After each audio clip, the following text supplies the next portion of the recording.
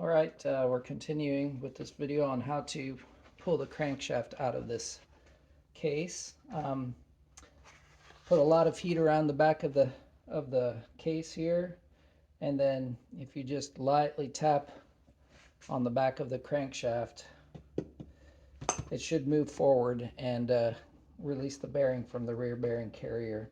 This one required a lot of heat. Put the whole thing in the oven and got it to come out finally. Once you are able to tap it forward, then you can turn the motor around, position the crank so that the front crankshaft throw is pointing up, and then you can tip the nose of the crank down like this and work the rods out of the case. There's the crankshaft out of there.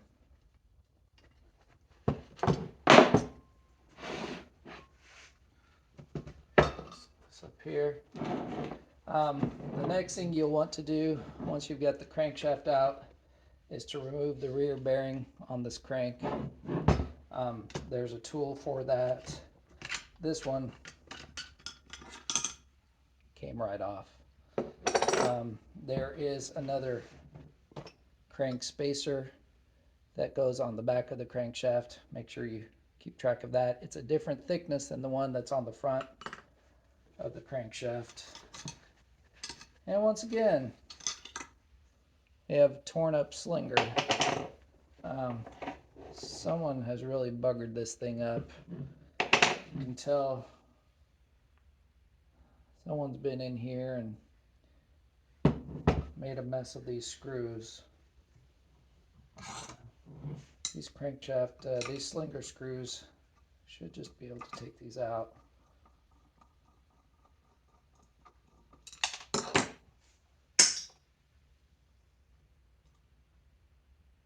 This one is all torn up. So, got the crankshaft removed now. This one looks like it may have spun the rear bearing. That's a common problem on the rear of these. But we won't know for sure until we can take it and get it all measured out. But that's the process for removing the crankshaft.